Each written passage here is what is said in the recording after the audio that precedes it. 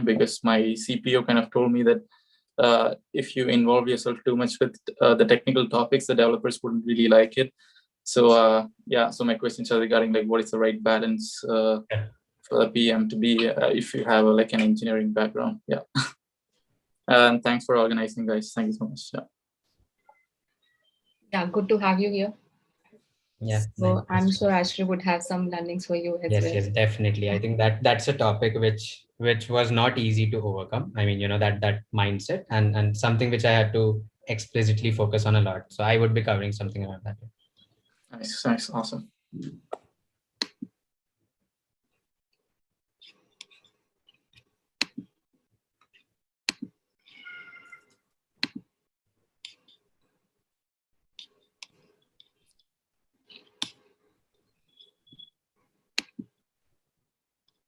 Okay, I think we can get started in a minute.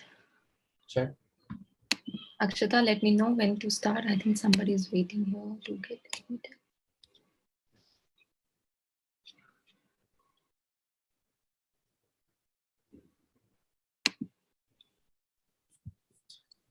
Hey, Vanshika, Shruti here. I think .7, let's start. Okay, let's start. Okay, so I'll start by introducing creators of product community. Well, first of all, very warm welcome to everyone here.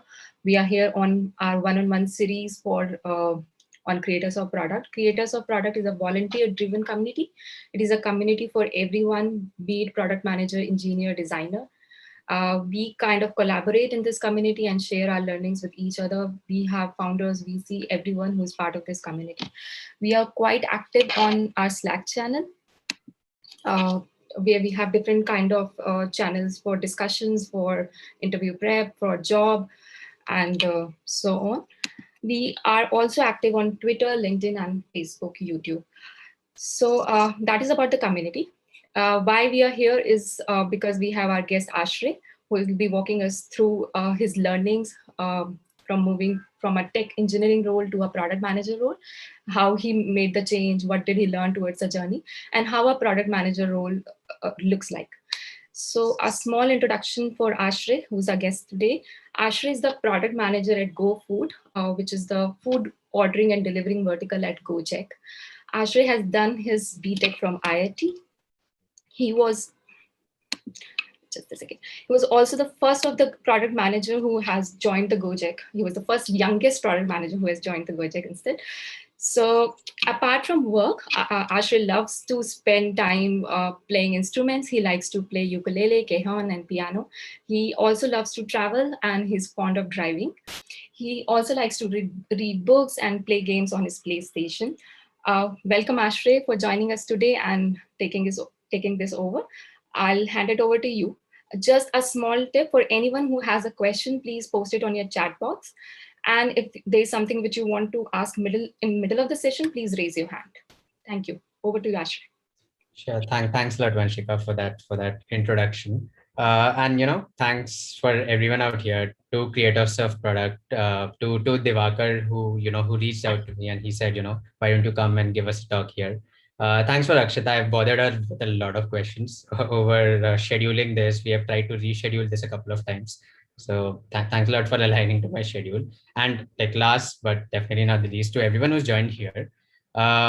It's a bit weird doing this over Zoom because, it's to draw an analogy, it's kind of doing a stand-up comedy without knowing if, your jokes are bombing or if people are really laughing. But I think it's a different experience, of course. And I'm not really here to teach, concepts or teach strategies, etc. But I'll just walk through my experience, my insights, and I'll try to link them to concepts on the way.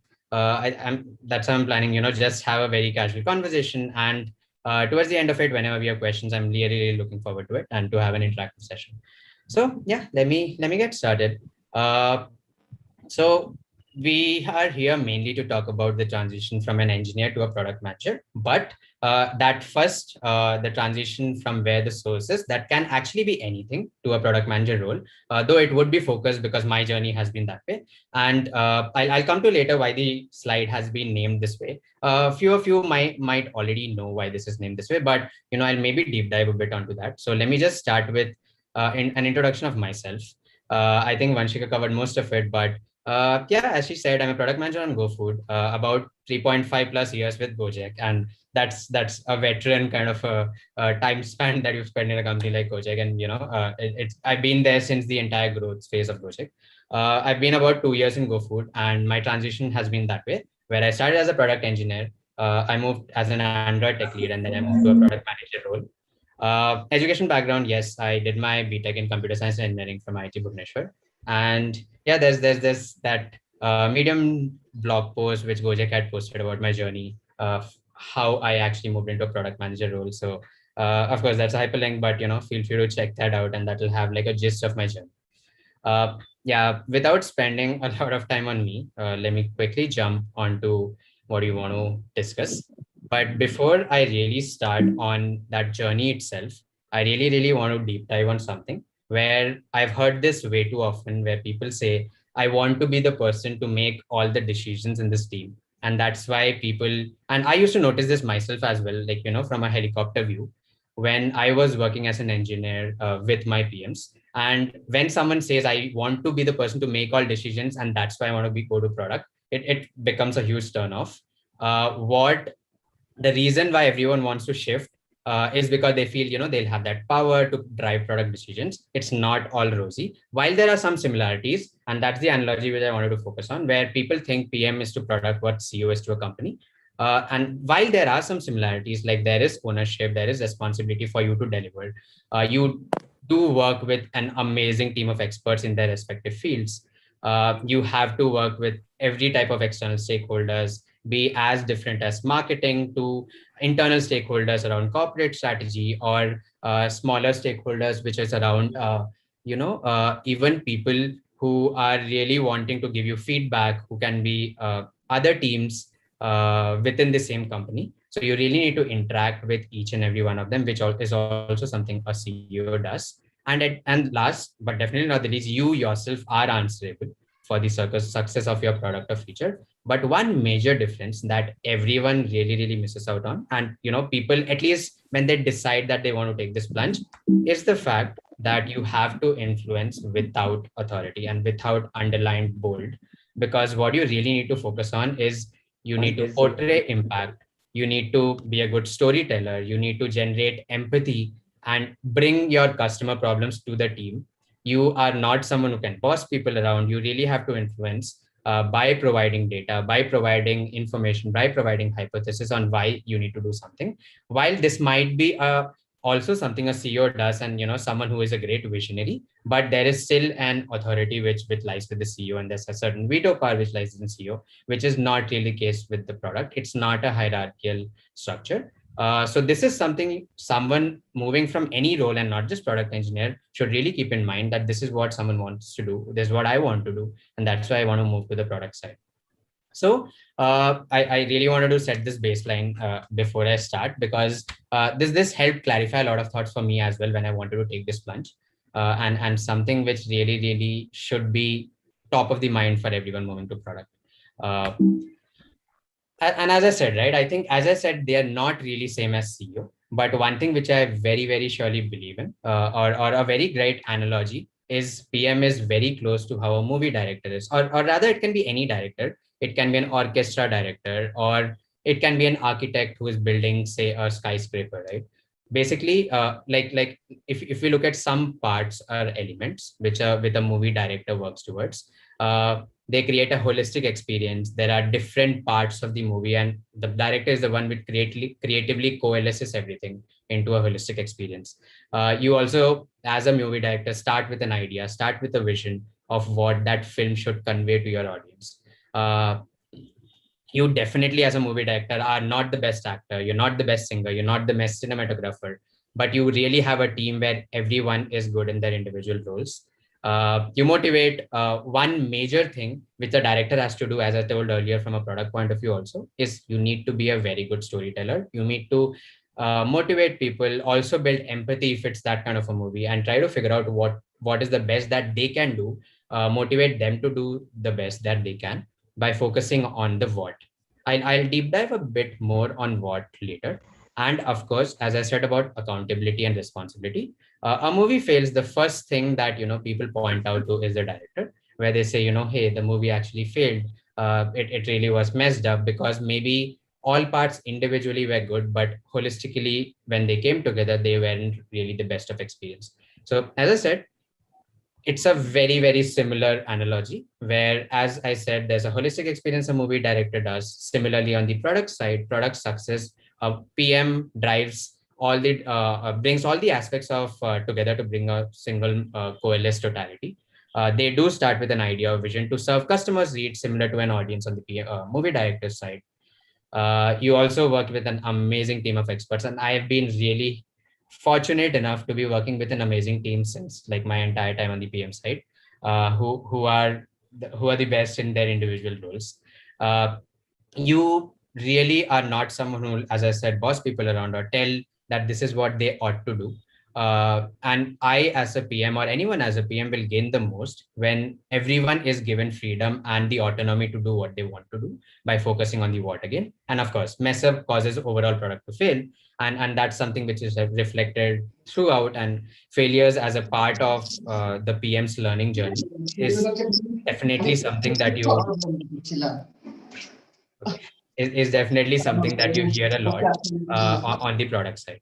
So as I said, PM to movie director or an orchestra director or an actual architect is the closest analogy that I've tried to reflect upon whenever I even talk to people who want to move to the PM side, or if people just come to me and ask, hey, what does a PM really do? Are they really attending just meetings? Because that's all I can see on your calendar. So this is something which definitely is something which movies are something which is there in everyone's life, and they can definitely try understanding, okay, this is the direction, or this is the type of path that a PM needs to maneuver through on their daily basis. Moving ahead, the single biggest, and I think I might reiterate them infinite number of times in this entire talk or presentation, is that someone as a PM really needs to focus on customers. And this, from problems to solutions, is really the highlight in one phrase of what a work of a PM is. Be it in the technology industry, or be it in the automobile sector or anything, trying to figure out problems and working to build solutions to alleviate these problems is the single main North Star goal for a product manager. You really solve problems, as I said. I'm not going to read that verbatim, but you really need to work with business, work with your team, and provide that output or solution for your customers. It's really an attempt, to be honest, to solve real problems of real customers, right? You use your empathy, you use your knowledge of customers' habits, customers' behaviors, customers' frustrations, needs, wants, and you really need to know your customer really, really well. There's a very famous quote by Bill Gates saying that unhappy customers give you the biggest source of learning, and that is really, really true. Where knowing those customers are where you will find your problems and the solutions to alleviate those problems. To give you an example of Gojek also, right? That's how Nadeem, who was our founder, had started Gojek, where he started understanding where people want to go from point A to point B, and people are trying to book OJEX, which are bike taxis, and that's how Gojek was named. OJEX daily to go to office and come back, or for their daily needs. And getting the OJEX, haggling with the driver on a daily day-to-day basis was really tiresome. And that's where he really identified the problem and the issue that community folks were facing. And that's how he figured out, this is probably a direction or a problem that I can try solving. You have this mindset and you are already one step closer to becoming a PM. A lot of people I know, even on the tech side, even on design, even on marketing, business, really, really have this mindset. And serves good in each and every role, but it is really crucial on a PM side. And you really need to be in the shoes of the customer. And as I said, that mindset, which is the problem-solving mindset, is really something which is the biggest tool you can have as a product manager. And the key, as I said, is the understanding of the end user customer. Really understand them through and through. So this again, most of my questions I might direct it towards understanding the customers, trying to solve problems, and that is how important it is. As I said, this what I'm showing right now is really like it is a real life example. I have verbatim screenshotted what I had written. I was given a period of about 30 minutes to answer two important questions. when I was trying to figure out whether I should take that plunge, which is understand why I want to become a product manager and introspect on what qualities I either already have or interested to develop for a PM role. And again, as a disclaimer said, this is my personal experience, what helped me understand.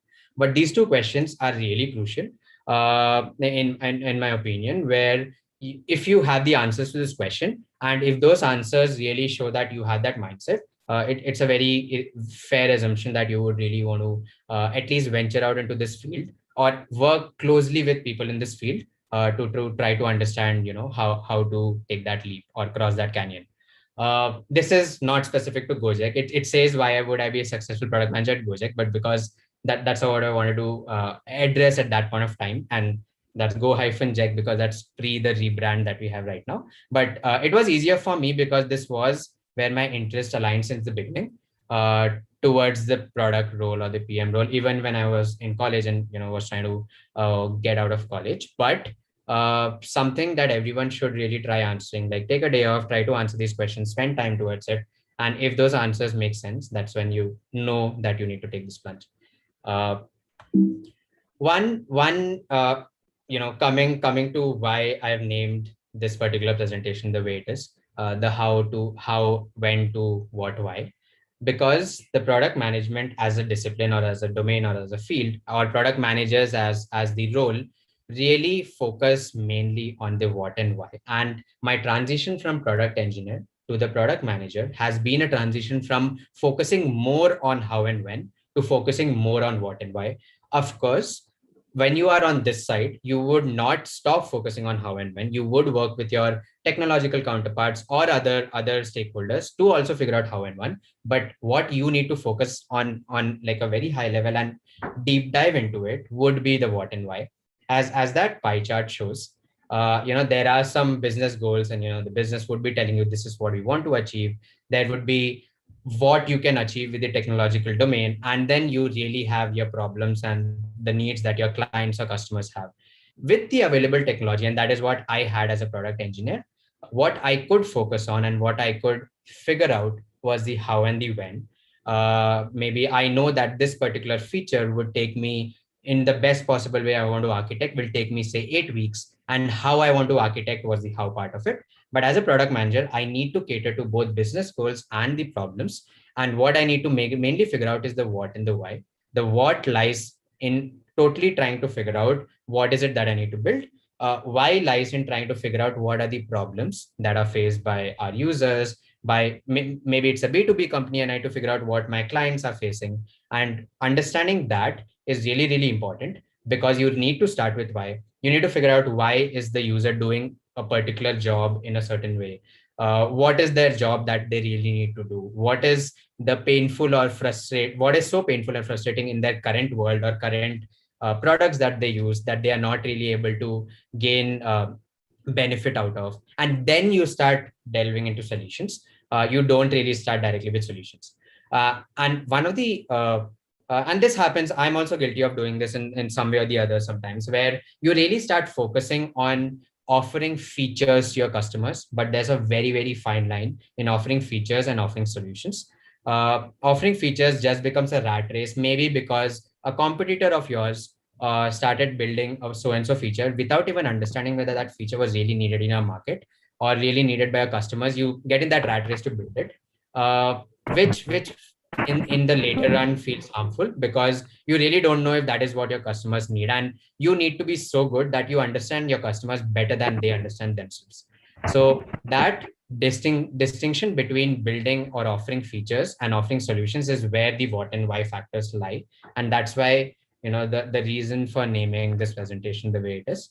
And one more critical feature or critical personality trait that you probably start developing when you move to this cycle, to this role, is you really start questioning anything. You have any discussion, maybe not even in your formal space, and you're having an informal discussion, and you probably ask a lot of leading questions and try to figure out. You're always in that problem sourcing mindset, and I think that's good, because you really know that this is you're trying to deep dive into solutions. You're trying to deep dive into what each and every customer or each and every person you interact with is actually having issues with. So The how to, when, the what to, why is where my journey entire, like that's to summarize my entire journey on this the transition from a product manager to the product manager role.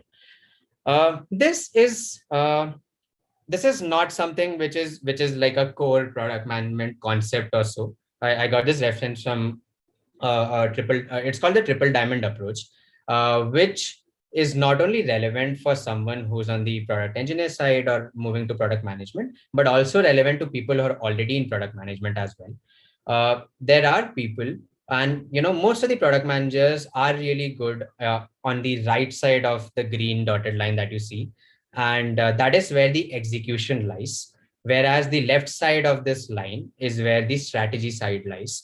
And that dotted line, on that fine line, and pun intended, is a fine line between strategy and execution. As an execution, or someone on the tech side or the product engineer side can also contribute to, because they help figure out how to actually design and work with design. They help deliver, of course, and they also can help you define, okay, this is feasible, this is not feasible, this is what we can probably do. But the left side of this the triple diamond is really something which you as a product manager should have a strong hold on. It is not something where you just try to build solutions. You also need to focus on strategy and a long-term vision. That vision can be as big as a product owner, you might be thinking, this is a feature that I need to build, and my end goal is to build that feature. As a product manager, you need to really go towards envisioning that stage where you're probably delivering a presentation to, or a press release to news, and you're saying, hey, we launched this, and you need to have that kind of a vision to understand where your product is going towards. This particular structure that you see, which has 3 diamonds, is actually defining how you should think about each of the elements in this structure. For example, opportunity is like an opening, the opening part of the diamond, which says that you need to breathe out and you need to have an open view, or you need to, it's like inhalation and exhalation. In this case, you're exhaling out and you're trying to completely figure out, you're expanding your view, and you need to look at opportunity for all different angles. But when, again, after you've figured out your opportunity, when you come down to a strategy, you need to again contract.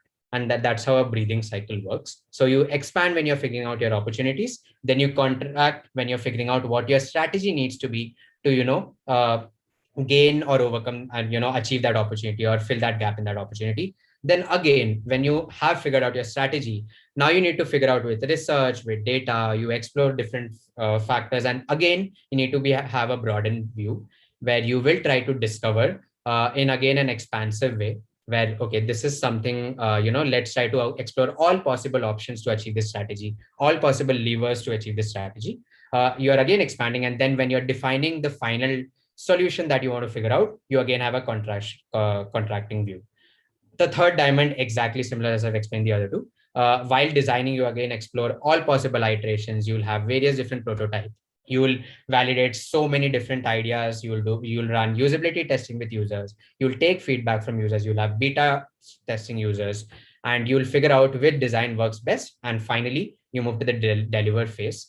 Working with your product engineers, your product designers, your quality assurance engineers over there, try to figure out what is it that you need to deliver and deliver to the market. Again, something which is different between a product and a product manager role. Once you deliver, the product engineer really starts figuring out, okay, I've figured out this feature, I've delivered it out. Now let's move to the next feature that my product manager or my team or we as a collective unit try to figure out. But for a product manager, deliver is definitely not equal to done. You need to iteratively get feedback. You need to iteratively understand that, is this really solving the problem that the customer had? Is this really filling the gap in that opportunity? And then once that is done and you have iterated upon and you have done the best that you can do with this product or with this feature, that's when you're really done. So it's honestly a never-ending cycle where you keep iterating and try to figure out whether what you have delivered is done. And I have rarely seen in the 3.5 years that I've worked at Gojek that anything really achieved done. There is always room for improvement, and that's where every product manager drives towards. Okay, something which probably was called out in what we had or what we were discussing when I was discussing even with what I should label my presentation, what should I cover in my presentation.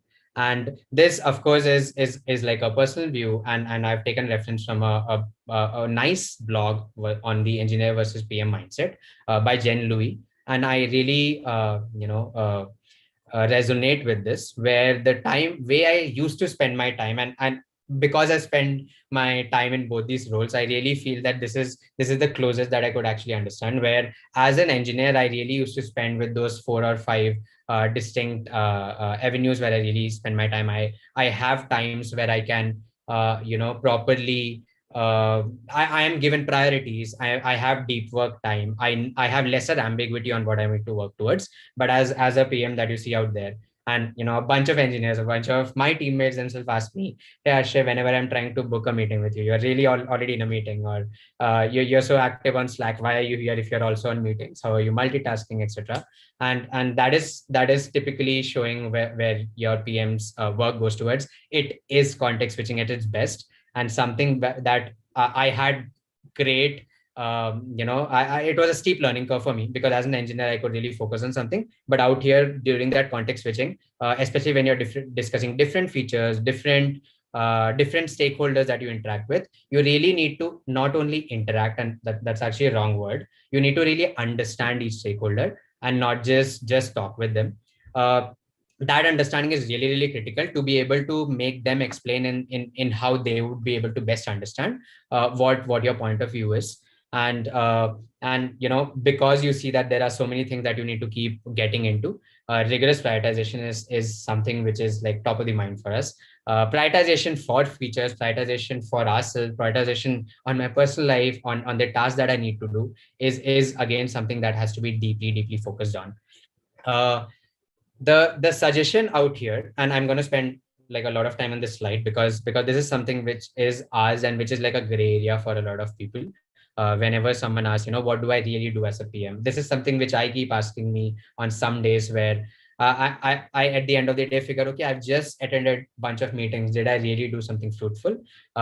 This really comes out a lot, specifically because the work measured for a PM is very different from how a work measured is for an engineer. For example, for an engineer, you can measure the commits that they do, the number of lines of code read. It's very quantitative out there.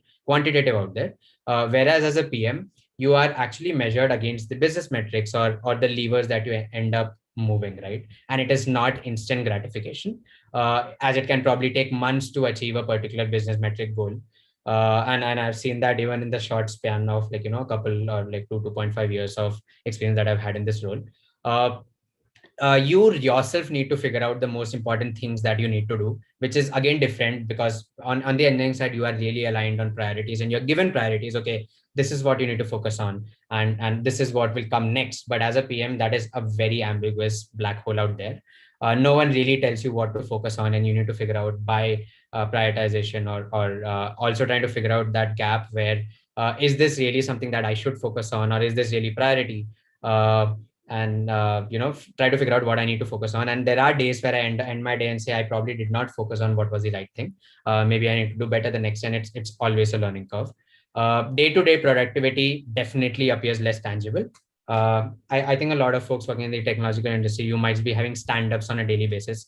You hear your tech team, saying that, okay, I worked on this particular story or this particular feature.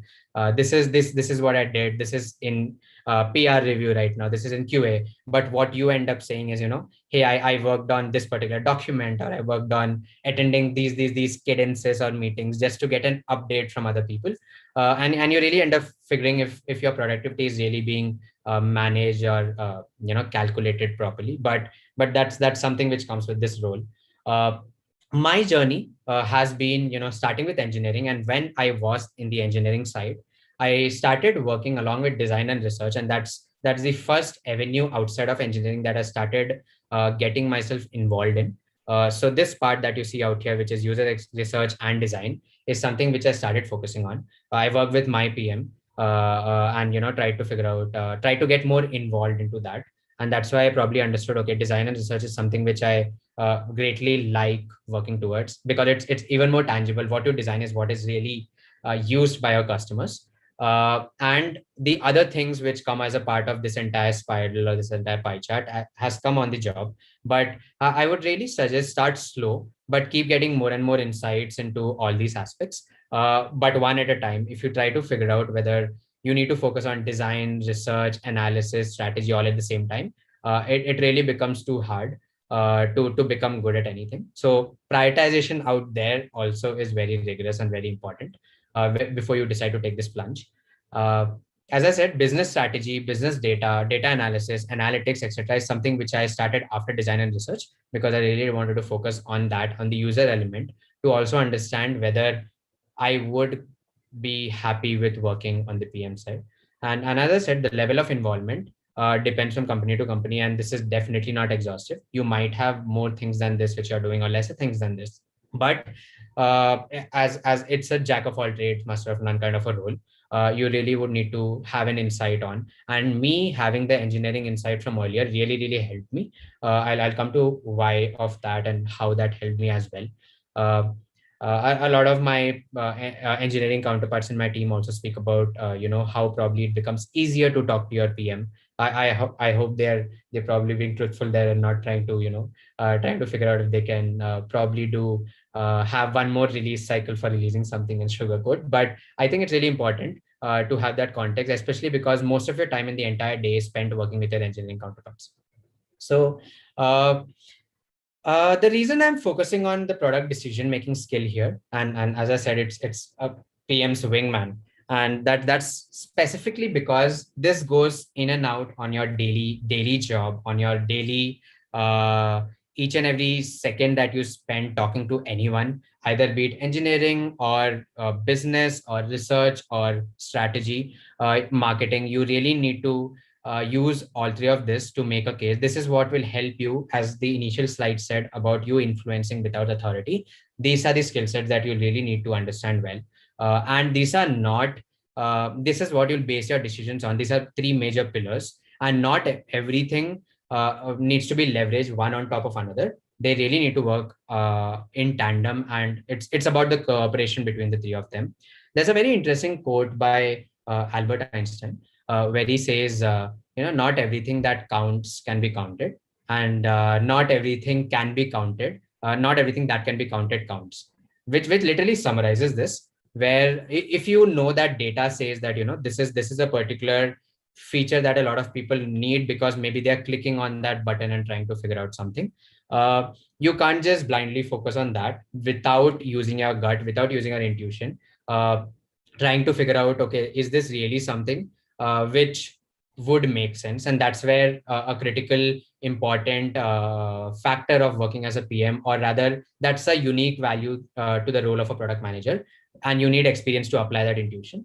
As that says, right, intuition is needed to convert the data or convert research feedback into insights, whereas you really cannot work without research for matter. If you only have intuition and data, you might not be able to understand whether that is really something which is coming from customer feedback. So that's where customer feedback and research fits into. And you need to work with intuition because feedback helps better your intuition experience and helps you understand data. You probably know a lot of people are clicking on, say, a button which doesn't appear clickable, but with research, you try to figure out, okay, this is why the users really want to click that. So that's what feedback and research helps you build that bridge that gap. Third would be data, and data is something which even my mentor had asked me a lot when I was taking this plunge, where be on top of it. If someone wakes you up in the middle of the night and asks you how many orders did GoFood do yesterday, and I should be on the top of mind to really be able to say that, or know how to make sense out of data and fetch data on as quickly as I want. And that data is really needed to support your intuition, support your gut feel, and validate feedback. So this cycle in which you really use this to base your product decisions on is very important. And you really use this as an asset in your PM domain. So something which also engineers, or I also used to probably do as an engineer on the engineering side, where I use my intuition to probably figure out, will this feature really require me this much amount of time to build? Are there other companies which do that, which probably is on the research front? Or if I also know that this is the amount of time I'll take it, but at the end of the day, you really are limited by the amount of focus or the amount of impact that you can have during the decision making process as you might have on the PM side. The reason I added this slide is specifically because this is one of the most asked questions whenever I interact with people on the product side. For example, if everyone asks me, and this is not really on a feature level to try to figure out a product, I think this can also help you in day-to-day decision making. This is definitely not the holy grail, not the Bible, but it gives you a nice overall high-level idea of how to focus your mindset towards metrics and prioritization. And the R over there, and that's why you have the Pirates of Caribbean dude out there, because these 5 keywords are really your key factors in which you figure out which stage is your product in. Are you in a stage where you're still trying to figure out whether customers know about your product, or you're in the acquisition phase and you track metrics around there? You then maybe move to the activation phase, where you as a customer really, your customers really had a good experience. And we call that as an aha moment, where they really felt good by using your product. Then you move to retention, where users start coming back to your product and using it, or users understand, okay, yeah, that use case was something with this product really helped solve for me. And I think, I can come back to using it, or this becomes my go-to app or go-to product or go-to solution to help me satisfy that use case. Fourth becomes referral, where someone use Gojek or GoFood and they say, okay, this is really good. And then they tell their friends about it, or they tell their family or acquaintances about it. And you really get to know that, hey, this is something which helped me with so and so use case, or this gives me such a lot of discounts, or the food was delivered really fast, why don't you use it? That's when they start becoming your advocates. And that's where you track referral metrics, where are these users talking about in social media? Are they sharing content from your app? Are they using your keywords outside? And that's where the referral period of your startup or your product or your feature comes into picture. And the last is revenue, because at the end of the day, nobody is really building all this for a non-profit purpose. You really want users to be in love with your product, be having such a strong use case with your product that they are willing to pay for it. Users being willing to pay for your product really shows that you are delivering the intended value, and if not more, for what they are asking of you. And those users, once you have reached that phase, your users become your benchmark, and you really don't want to lose your users. And you really want to satisfy, because they are willing to give away such a precious precious thing that they have, which is money, to be able to use your product. And this is actually from Dave McClure's Pyrrhic Metrics for Startups. I'm pretty sure a bunch of you folks might know, but I really thought stressing on this would be really helpful, specifically because this, as I said, does not really help you only in your say an impact analysis after you deliver a product. This helps you also to decide whether to start with a product, how you would track the entire journey of a product throughout each and every life cycle of it. Yes, okay. So I think just before we started the presentation, there was, I was asked this, someone was mentioning about, do we really, stop focusing on what we are doing as an engineer, or should we still, give our inputs there? Wanted to summarize this in one statement, which is keep the hat, don't chuck it. What I mean from this, and which has greatly influenced the way I work as a product manager, which is one thing which is very, before I actually show the content, one thing which is very close to my heart was technology in itself. And that is why my major decision to venture into the engineering domain, to be able to build tangible things. I really didn't want to move away from technology. Even after I moved from the engineering side to the product side, I still create these small apps or small scripts that I want to do to automate my work, etc. Because I think that is something which still interests me, and having that interest in your mind helps you in your work as well. From an engineering brain, you focus on what's practical and what's feasible given whatever technical constraints that you have. But from a PM side of PM's brain, you need to think broader. And as I said, you need to think till the press release or till the product market fit, and you need to figure out the vision for your product, not only 1 month out, but for longer. So I mean, again, very personal understanding, and something which which has greatly helped me, is you should not really be donning your engineering hat always. Doing that, you might step over your engineering teams. You need to really give them autonomy, as we were discussing earlier as well. What you need to do is motivate them enough so that they can focus on the what, and you need to build such a strong case. You need to emphasize on that. You need to build that empathy. You need to be the one who's bringing the customer pain to the team, so that they understand what needs to be done and why it needs to be done. And you should not be donning an engineering hat where you try to solutionize on how something needs to be done. I even till date, because I've worked on those systems, I really, and the context that I have, I really start, going down that spiral where I start saying, okay, maybe this is something we can do, but I really try to restrain that, and would really suggest someone on the PM side to do that. Have complete trust on your engineering team on what they're doing, but do motivate them and keep nudging them. Again, on the other side of the spectrum, we should not get rid of it either.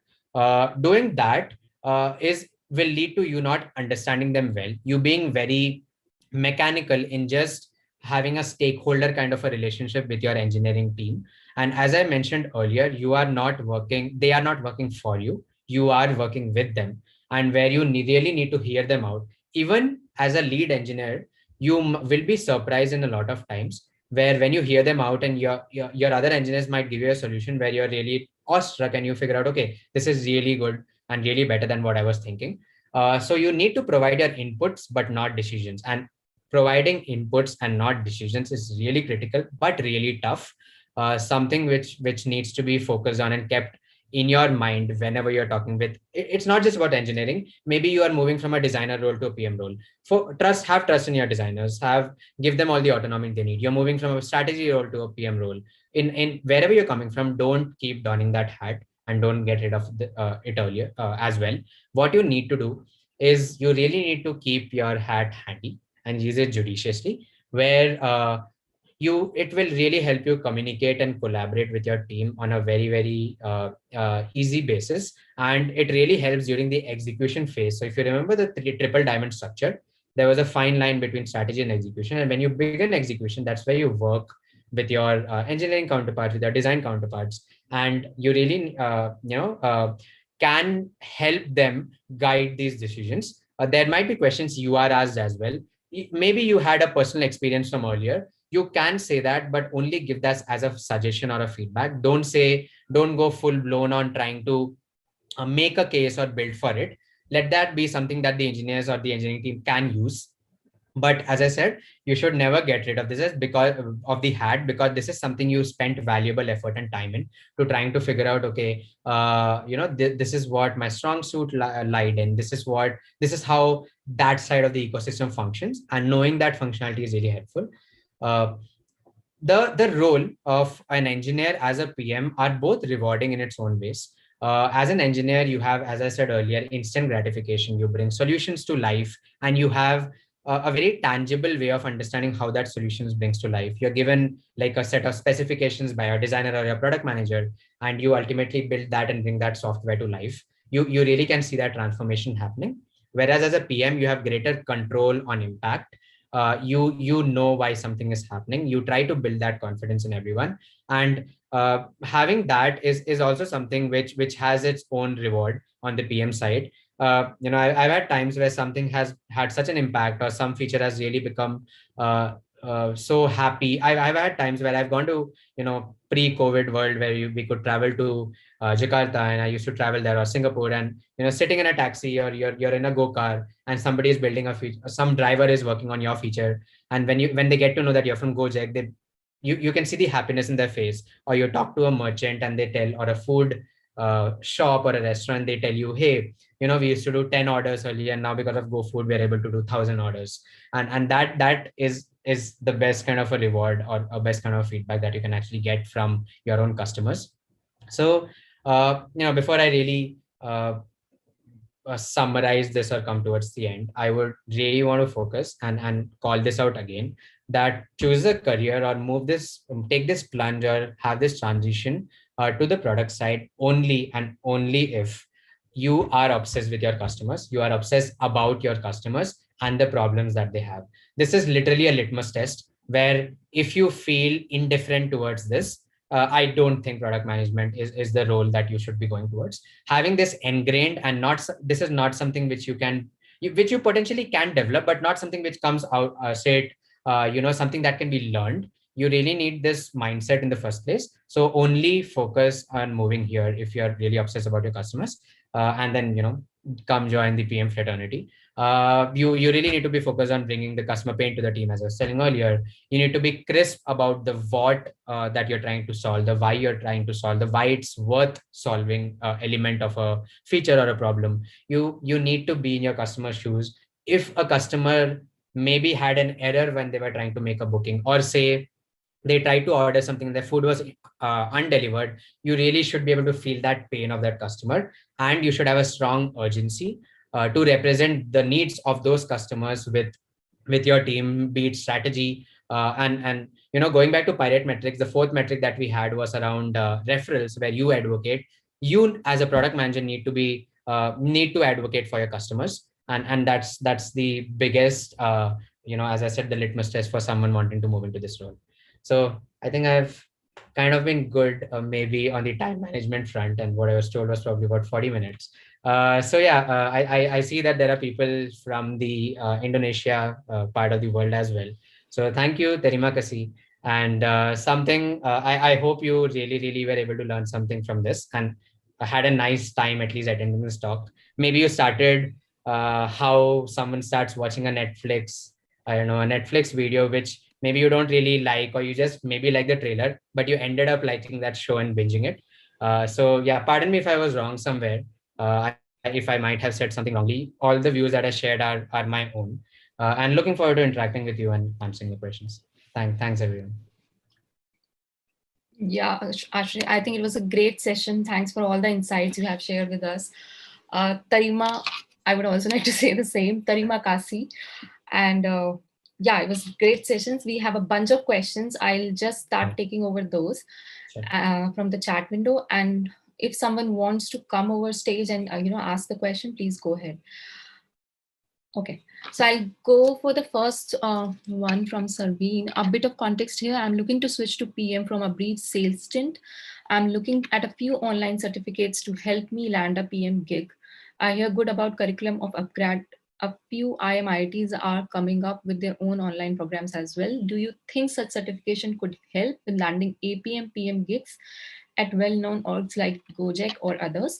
What else should be done to help me maximize my chances of converting? Sure. That's actually a fair question, and something which I'm also asked a lot on LinkedIn. Thanks, Sarveen, for that question. Honestly, I would say those certifications, those curriculum that you probably have at whatever institutes, without even naming them. And I think one of the similar courses that even I had when I was at my IIT was somewhere on this domain. But a takeaway even from those courses, as long as the reason you're doing those courses is to understand this domain and probably trying to be better at this, by understanding what it takes to be in this role. If that's the mindset you have, I would say these are helpful. Though I personally took that decision to not do that, and wanted to learn on the job and while I'm really working, which has helped me. But as long as your mindset is to understand whether what those courses teach about, it's fair. Companies like Gojek or similar companies, maybe I can speak for only Gojek, but we really want that mindset, that kind of problem solving skill is what you have, and not really the actual certifications or the actual degree or your pointer in your college that you need to have. As long as that, and the litmus test that I said above is something that you can pass on, is really good enough to come to this domain. A certificate would not really define how you can develop all these skills. I would suggest, again, maybe a very personal opinion, because I know a lot of friends a lot of PM counterparts who don't really focus a lot on, say, reading. But I would say reading a lot on how other companies are helping customers, reading books around PMs would also be a very good learning experience, and that can help you as well. Yeah, great points. I hope that answers your question. Okay, so going to the next one. Okay, so this question is from Adarsh. How do you get better at context switching as a PM? Do you use any tools to keep track of different things on your mind? Yes. So, okay. It took a massive plunge to do this. When I came into picture, when I started working as a PM, I said, okay, I'll probably be able to do this. At least on my personal life, I try to juggle between a lot of activities, and I'm like, okay, I should be able to ace this, which was definitely not the case. I learned it the hard way. I use some personal tools, like for example, Trello, which I used to really try to figure out, is this really something which I need to work towards. I have like a prioritization matrix of my own, where this is the highest priority and highest urgency, and I really need to do that. uh, if you look at my Trello, it literally has the dumbest of dumbest tasks, which can be as simple as replying to a Slack message to as complex a task as preparing this presentation for creators of product, right? So I think that a tool like that to track my work has been helpful. Context switching, one more really crucial element, and which helped me a lot, especially during work or meetings, is being super aggressive with taking notes. I know there's something not a lot of people like, but just trying to even garbage out stuff that you're just hearing helps me focus and come back to that context when I'm moving it. So if I need to just talk about the two main, note making, again, not very high funda concepts, but note making and just tracking your tasks on a daily basis. Okay. So the next one is, hi Ashray, can you list down a few things one should learn for any interview upcoming, and how much of it that is practical knowledge and how much can be learned from books? Sure. So even when I was moving and I was giving my interviews, and like Gojek was very stringent about this, I gave about 6 interviews when I was moving from the product engineer side to the product management side, like 6 rounds of interviews. I think there are like a bunch of books as well which are good. Maybe I can even name a couple. Inspired is definitely like a PM handbook, or like a anyone should definitely read Marty Gagan's Inspired. So that had helped me even for my interviews. There's another book called Cracking the PM Interview. That's again something which has nice real life examples and insights. These two is something which I used. I'm a big follower of podcasts. I think a couple of podcasts which I used to listen to a lot even before taking this plunge was Masters of Scale and This is Product Management. Again, those days gives me super insights on how to even address questions in my interviews. And I would suggest, feel free to reach out to me, but reach out to anyone on the PM side before you even give the interviews, and have a mock session. Something which again helped me. I did this with people within the company, but those interview sessions, I think it gives you a lot of practical knowledge because they have been in that role, other than just reading from books. And yeah, feel free to reach out to me. I can also help you with that. Yeah, thank you. So Divya, you want to come on stage and ask your question? Others also can come on stage and ask their question themselves, or if you're not willing to, I can read. Thanks, Vanshika. Great session. My question to you is, what's your advice to PMs, like who aren't from typical tech background? You come from engineering background, so it was probably much easier for you to navigate through, engineers and designers. You speak the lingo in a matter of speaking, right? But for many non-tech PMs, they wouldn't understand a lot of this. So what's your suggestion? Like, what are the skills they should work on? Yeah. I think like how as a product manager you need to be good at you eat your own dog food, right? Dog fooding is something which is something you as a PM really do. I have done that. So when I was talking about how I started gaining research context or design context or so and so, I really started at least as lightweight as I can be, really working with them, and not just on a stakeholder basis, but really working on what they're doing. I have on my personal level built, say, wireframes. I have tried to figure out sketch and build visual designs. I once in a while, even right now, try to look at PR reviews of people in my team. So I think having that bit of an idea, like say on the engineering side, trying to make it's interesting, and it's not as tough that you probably consider, as long as you have the inclination towards it. Really getting into it is probably the best possible way to move there. The other way is I also attend a lot of within company, outside of company, a lot of sessions which are not really product oriented, but also maybe a very technical session, right? Like somebody's talking about, take an example of Elasticsearch from a tech point of view, or somebody's talking about how to talk to customers when you're doing a user research, or how to figure out your budgeting from a business point of view, right? Attending those gives you very practical case study based knowledge, and that might also help you to figure out that lingo. I do use a lot of strategy lingo with strategy folks now because of those experiences. So and plus on the job, right? Like when you're working with these people, don't just look at the final report or insights that they give. Try to also figure out how they arrived at it, and working towards that on the ground is the best possible advice I can give. Hope that answers the way. Yeah, thanks a lot. Okay. So the next question we have is, do you see a big competition in Grab? Do you think if Amazon enters your market, it will disrupt? I might have to refrain from answering this question. Would not be possible to do so because it's literally the domain of Gojek. Though one thing I want to focus on, which is not taking any names of any companies. One thing which is really important to remember is your customers will just not switch to any other competitor just because there's a competitor out there. Your experience that you deliver is what's sticking them. So stop obsessing about competitors and just obsess about your customers. That will take you a long way to get out of that rat race and just focus on what you as a company, you as a single individual contributor need to focus on, irrespective of whatever competition is around you. Yeah, sorry, okay. I can't probably deep dive on that question. No, I think that's a fair point. Understandable, actually. Thank you. Yeah, thanks, Ritu. So the next question is, hey, Ashray, how do you identify your blind spots and plan next steps?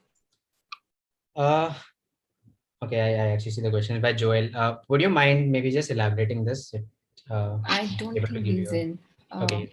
Joel. Let me try maybe rephrasing this and maybe answering it that way. I hope it answers. But maybe, I probably tried to figure out research and like a couple of domains, but maybe my blind spot right now is data.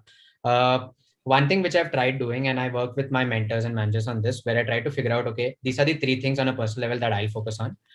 So I try to put myself in those situations where I am constrained to work towards that. For example, if I need to be better at experimentation, I will try to figure, okay, maybe this feature requires experimentation, and try to, just jump the gun and try to figure out, okay, let me try to answer my question, which I might have answered in a different way, maybe talking to designers or my data teams. Let me try to figure out if I can, figure out the first draft of it.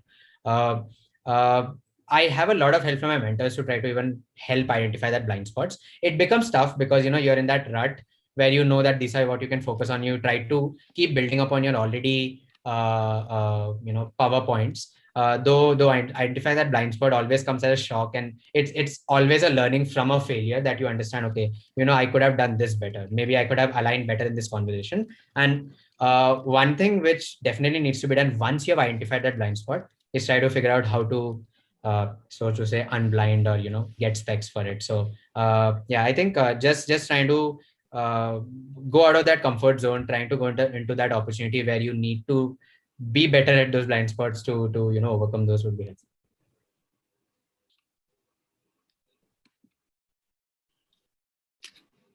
Yeah, thanks. I think that helps. Joel, do you want to add anything to that? Does that answer your question?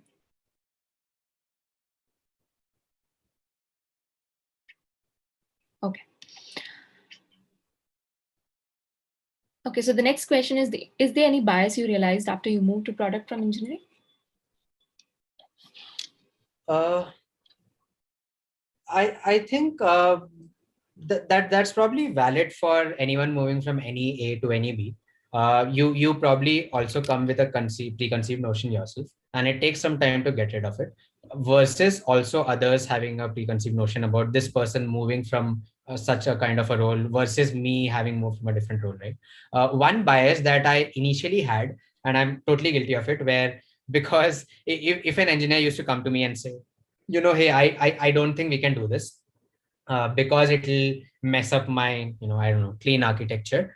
I used to very sympathize with them because I've been in that shoe. But it took a great deal to move away from that, where I have to completely block that, and I'll be like, okay, let's try to figure out what better solution we can do. Not block them in a way where you don't empathize and you try to figure out solutions. But earlier, I used to be a bit, so to say, softy towards them, which has probably changed over time. It takes time. Though, other than that, I think it's, especially working at Gojek, and I'm probably canvassing a little for Gojek, but it's an amazing culture to work in, where everyone has that open-minded nature of everyone what everything anyone else does. So I've been fortunate that way to work in such a company. Okay. Okay, so I think we have a few minutes left, and we have few questions, like quite a few here. So if it is okay, you want to take them up, Ashray, we can go ahead, and if you want to. Yeah, I don't mind. Yeah, I mean, I can. Yeah, maybe okay. A couple or three. Yeah. So the next question is from Adarsh. Adarsh, you want to come up and ask your question yourself? Yep, sure, Vanshika. Thank you. Thank you. So yeah, hey Ashray. I am currently a software engineer and I want to move into product management. So my question is, does the current role matter, as in is a product engineer is preferred over a software engineer, even though they have transferable skills? I'm assuming your question is like all things considered equal, right? And like if what we say, if I'm the interviewer, and if what I'm looking for in like my next product manager candidate, if that is the same between the two, I don't think it should matter. And if it is mattering, it's probably something which there is an inherent bias. But honestly speaking, I have seen amazing people who are not from the product role who are much better than product manager candidates as well. Like also maybe to draw a parallel, one of our earlier CTOs, and it's not really product, but one of our earlier CTOs of Gojek, Ajay Gore, was not from the engineering role, and he was a CTO, right? And he was one of the best tech people I've interacted with and I've seen. So it really doesn't matter the role that you're coming from.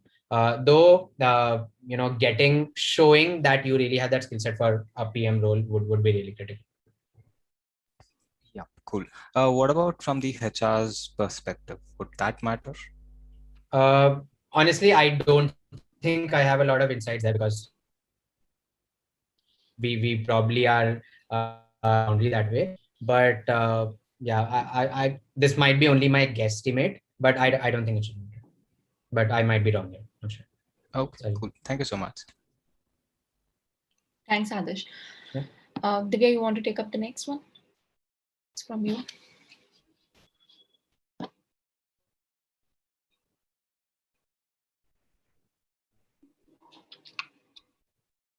Okay. So the next question, Ashray, is that do you miss coding ever in this new role?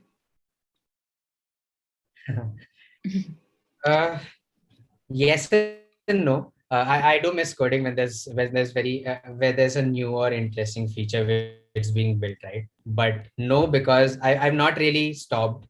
So I kind of keep tweaking. I'm a big geek and I keep tweaking around. If not on like the code that we're doing in office, I'm probably tweaking random stuff. Like for example, I was recently building like an applet which changes the color in my phone. If it's a message directly from my manager, right? So things like these or smaller scripts that way are something which I keep doing. Though one thing I really miss on, which I kind of try to involve myself even right now, at least shadow and involve, is being in those discussions to figure out how to build that architecture, right? But if I'm given like a 7-day period where I don't like, I'm given extra 7 days and I'm given extra 7 days to code, I would be really, really happy to do that. Oh, that's great to know. Okay, so the next question is from Vivek. Vivek, do you want to go ahead and ask your question?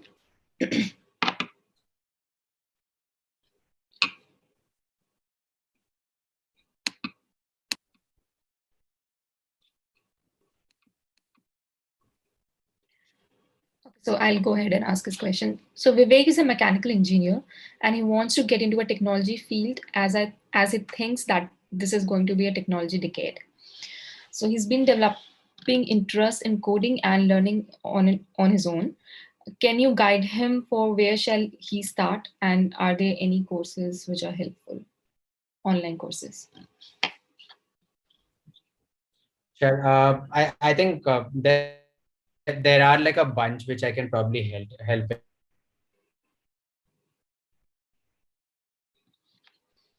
I think you're breaking, Ashray, for me.